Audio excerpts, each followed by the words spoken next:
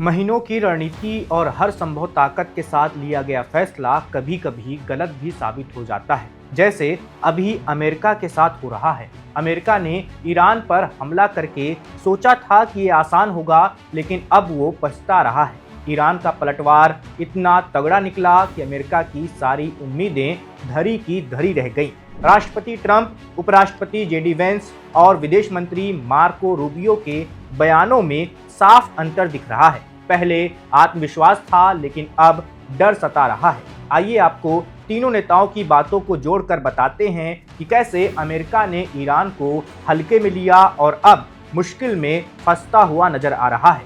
सबसे पहले बात करते हैं मार्को रूबियो की। वो कह रहे हैं कि ईरान एक महीने में 100 से ज़्यादा बैलिस्टिक मिसाइल बना सकता है, जबकि अमेरिका सिर्फ 6 या 7 इंटरसेप्टर मिसाइलें ही बना पाता है। इसके अलावा ईरान के पास हजारों वन वे ड्रोन्स हैं जो एक तरफ से हमला करके खत्म हो जाते हैं, लेकिन बड़ा नुकसान पहुंचाते हैं। रूबियो ने यह भी कहा कि देखिए ईरान किस तरह से होटल और मॉल पर हमले कर रहा है। ये बयान साफ दिखाता है कि अमेरिका को ईरान की ताकत का अंदाजा नहीं था। वो डर रहे हैं कि ईरान की मिसाइलों और ड्रोन्स की बौछार अमेरिका की डिफेंस को तोड़ सकती हैं। अमेरिका के स्टॉकपाइल्स पहले ही यूक्रेन और गाजा की वजह से कम हो चुके हैं और अब ये डर और ज्यादा बढ़ गया है। अब उपराष्ट्रपति जेडी वेंस का बयान सुनाते हैं। वो कहते हैं कि प्रेसिडेंट ट्रंप अमेरिका को बिना किसी साफ मकसद के सालों तक चलने वाली लड़ाई में नहीं डालेंगे।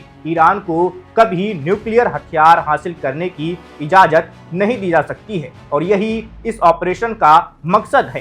ट्रंप इसे पूरा करवाएंगे, लेकिन हकीकत क्या है? हमला हो चुका है और ईरान ने पलटवार में अमेरिकी बेसेज, एम्बेसीज और गल्फ देशों पर हमले शुरू कर दिए। वेंस का ये कहना कि लंबी लड़ाई नहीं होगी अब गलत साबित हो रहा है। वो खुद मान रहे हैं कि ट्रंप विदेशी जंगों के शौकीन नहीं हैं, लेकिन अब अमेरिका फंस चुका है। ये बयान दिखाता है कि अमेरिका को ईरान के रिस्पॉन्स की तीव्रता की इतनी उम्मीद नहीं थी। पेंटागन ने पहले ही वार्निंग दी थी कि ईरान पर हमला करने से अमेरिकी फोर्सेस को बड़ा नुकसान हो सकता है।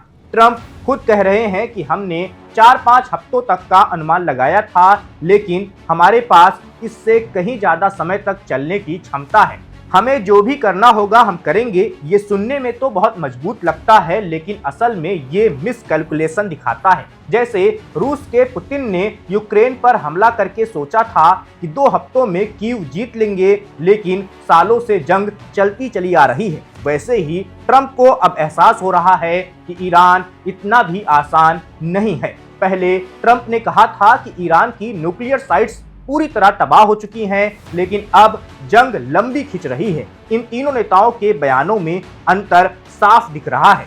रूबियो डर बता रहे हैं, वेंस गलती मानकर बैक ट्रैक कर रहे हैं और ट्रंप समय बढ़ाने की बात कर रहे हैं। अमेरिका ने ईरान को अंडर एस्टिमेट किया। ईरान की मिसाइलें, ड्रोन्स और काउंटर अटैक की ताकत ने सबको चौंका दिया है। विशेषज्ञ कह रहे हैं कि ये हमला अमेरिका के लिए रिस्की था, क्योंकि ईरान रिटेलिएट करेगा और रीजनल वॉर फैल सकती है। अब अमेरिका की अर्थव्यवस्था पर बोझ बढ़ने वाला है, सैनिकों की जानें जाएंगी और दुनिया अस्थिर हो रही है। ये अमेरिका के लिए एक सबक की तरह भी है। सबक ये कि किसी भी देश को हल्के में नहीं लेना चाहिए। ईरान ने दिखा दिया है कि वो कमजोर नहीं है। अमेरिका अब पछता रहा है, क्योंकि ये जंग आसान नहीं लग रही है, बल्कि लंबी और महंगी साबित हो सकती है। क्या ट्रंप इसे खत्म कर पाएंगे या फिर ये जंग और गहराएगी? ये सब वक्त बताएगा, लेकिन इतना साफ है ईरान को हल्के में नहीं लेना चाहिए था। इस वीडियो में बस इतना ही। मेरा नाम वैभव है, आप देखते रहिए one India. Subscribe to One India and never miss an update. Download the One India app now.